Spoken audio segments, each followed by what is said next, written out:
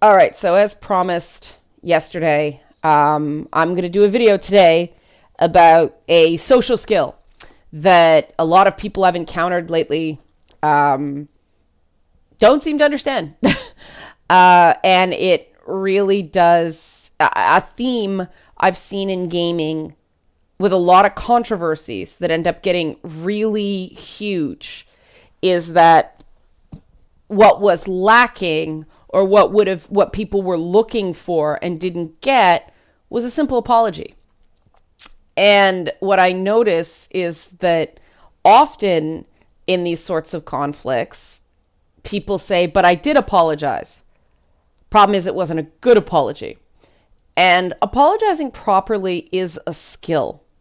And I've learned that it's a skill that's not taught and that a lot of people don't really understand. So I'm going to do a brief video right now on how to apologize because yikes, people are really bad at it. An effective apology contains two main requirements, four main parts, essentially. The two things an apology is designed to do, a proper apology is designed to do, is show remorse for your reactions, or at least the negative impact it had on the other person, and acknowledging the hurt that authentically. It doesn't mean you look for stuff. That's very important. More on that in a bit. Now, an effective apology has four main parts. The first one is to express remorse. If you're angry or if you're aggrieved, your apology is not going to seem sincere. And you need to be in a place where you're not holding a grudge yourself. That doesn't mean you have to believe that the other person did absolutely nothing wrong. It means that for the sake of the apology, you're not thinking about it at that moment. You are honestly and authentically only dealing with what you did. And one of the things this does is going forward, if the other person behaves badly, then, you don't have to feel guilty for that. It's easier to move on when you know you did all you could. At least that's where I come from. I find it quite useful when things go sideways to know I handled this as best I could. And that doesn't mean perfectly. It means I handled this as best I could.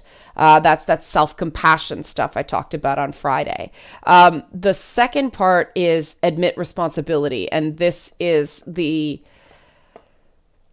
often the difficult part because sometimes things really aren't clear. People aren't necessarily the best emotional communicators. So sometimes you don't know what exactly you said, but it clearly upset the other person. Now, this is when wording is extremely important. I'm sorry you got upset is not an apology. You're apologizing for what the other person did. That's not an effective apology. I'm sorry I did something that upset you is different. You're owning your own actions. It's better if you know what the problem is. It's better if you know what you did. Sometimes you don't. But you can still empathize, and empathy's essential here. This isn't a stop being pissed at me thing. This is recognizing that human beings get hurt, and that's not a weakness. Not knowing how to apologize properly is a weakness. But again, this has to be authentic. There are some times where an apology isn't going to fix things.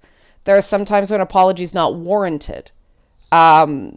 So overdoing it with an apology can often backfire as well. More on that in a bit. Step 3 is offering to make amends. And this is a really critical part that a lot of people leave out. They think that I'm sorry is enough. It's often not. It's often just the beginning. And if you don't have anything to offer, it's simple as, is there anything I can do to make this right? At least then you're offering, right? It might be nothing. An apology may be enough, right? A sincere apology. Sometimes it's like, if you really put the person behind the 8 ball, they may, need more from you as a gesture of good faith. It's not enough to feel bad. And this is a mistake a lot of people make. It's not enough to feel bad. You actually have to fix it. And sometimes it's not fixable. And if you do everything you can to fix it and it's not fixable, that's not on you. But you have to make the attempt. And then the final step is doing everything you can to ensure that it doesn't happen again. And this is where people tend to make excuses instead of making assurances. Things like, I have to make sure I manage stress better. I have to make sure I'm not sleep deprived. I have to make sure, sleep deprivation is a big one lately. I'm not sure why. But I have to make sure I am managing myself better so I don't do this again. That makes a person feel way better than, I'm sorry, I'm a terrible person, I'll do anything to make this right. Like, when you overdo it that much, it doesn't seem like it's a sincere apology. It seems like more like the other person is turned into your free therapist while you beat yourself up and deal with your own issues of self-loathing. No one you've already hurt or inconvenienced or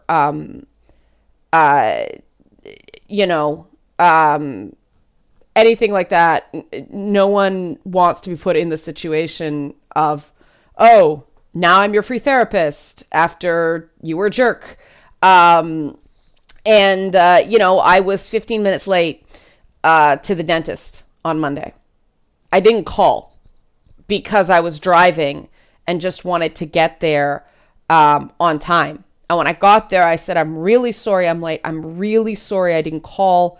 There was construction on the 400 and my phone didn't sync to the car. So I'm really sorry, but, I thought it was better to, and I shouldn't have said but I'm really sorry. I thought it was better to just get here faster than to pull over, use the phone, and be even later. And you saw them kind of go, oh, okay, and it was fine. Like, it's little things like that. Now, yes, we Canadians apologize a lot. I think that's because our weather makes us extremely tough. And this is something a lot of people don't understand about apologies. People think apologies make you weak. They don't. You'd be surprised how strong a together accountable apology can make you seem. Leaders need to learn how to apologize when they're wrong. And measured apologies. Making excuses for yourself seems weak. So I wonder a lot of the time if people who think apologies are weakness are because they can't own what they did. So they end up making a lot of excuses. And excuses are the worst thing. This is a difficult thing because one person's explanation is another person's excuse. And this is where we take a nod from politics, where if you're explaining, you're losing. This does make you look weak because you're turning the person you realize you didn't treat very well into a sounding board for your drama pity party. Don't do that. If you want to say briefly, something like, I've had a bad day, but that wasn't your fault and I shouldn't have taken it out on you. That's brief enough that people will probably go, all right, fine. They can empathize back and forth. When you go on at length, about how awful your life was, you don't seem accountable. You seem unable to handle stress. So, you know, the other thing is that when you apologize, it's not gonna fix everything right away. So the worst thing you can do is, when are you gonna let that go? Or how many times do I have to apologize? If you're done, say you're done. That's authentic. But don't turn it into a guilt trip on the other person that, oh my God, how many times do I have to apologize? People need time. People are still gonna be upset, especially if it's a big thing. And those concrete steps will help, but sometimes people need time to see that you're not going to do it again. Because quite frankly, if you just keep apologizing for something you do over and over and over again, after a while, the apology stops seeming sincere. So, and then, if you apologize sincerely and somebody doesn't respond to that sincerity and authenticity, you can't control that. You meant it. You were sincere. You were authentic. You didn't make excuses for yourself. You can't control the other person.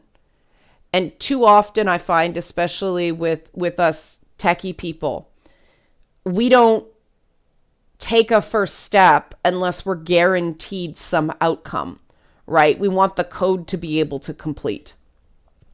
That's not how life works.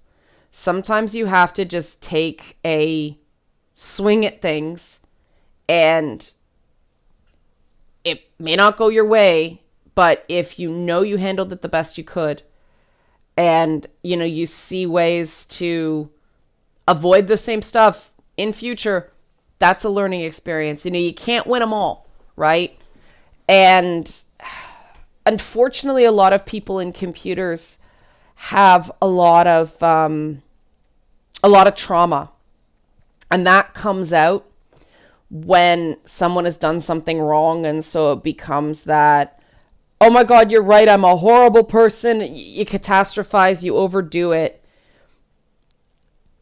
That's absolutely sincere in that moment. All that does is freak people out, which, is a tough thing to recognize. The instinct is to show how sorry you were. If you have that instinct, it probably means you were abused at some point in your life. That's not your fault. But that much emotion can set a person ill at ease. So be aware of that. If you want to have a pity party, if you want to beat yourself up, I don't recommend it. I don't think it actually does any good. But if you want to do that in your own time. A person in a healthy relationship will not require you to do that. And if you find yourself doing that with someone over and over and over again, there's probably something wrong with the relationship. So, I really think that 4 steps, like express remorse, admit responsibility, make amends, and promise that it won't happen again, or take steps to make sure it won't happen again. We all make mistakes, right? Some of us have habits that are very hard to break, but I have found, especially in gaming, hardcore gamers know game dev is hard. And a lot of gamers will accept, like, look, we didn't get it done this time despite our best efforts. We know. That's often enough for people, as long as you don't repeat it multiple times. That admission, I mean, the shining example of that one, I think, is the way Ubisoft handled the Assassin's Creed Unity debacle. That they admitted they just screwed up. The game shipped broken. The fan base expects better than that. And, they didn't get it done. They've learned from it. And, their next two Assassin's Creed games, next three, Syndicate, Origins, and Odyssey, were solid. And you don't hear very many people, dumping on Ubisoft the way, EA is synonymous with makes crap these days. And Bethesda's going that way too, unfortunately. The fact that they took ownership, there's a shining example of how the best thing to do sometimes is just apologize. Now, only if you see the mistake. If you're apologizing all the time, people are eventually going to figure out, if you apologize all the time and don't do anything differently, people are eventually going to figure out that, you don't really mean it. You're using it as a dodge. So, I'll leave it there. You like videos like this one, probably won't get demonetized. There's nothing horribly contentious about this. But I do appreciate Patreon support, and now I'm going to do the song. And some people suggest I should make it the song that doesn't end. But I'm not going to do that. So here we go. Be a patron. Be a patron. Because this YouTube ad stuff sucks. We have such fun in regular Thursday videos, and I messed that up. So become a Patreon today. I'm still working on that song, but it's catchy. Some people say it's like the song that doesn't end. This is the song that doesn't end. Okay, I'm sorry. I shouldn't have done that.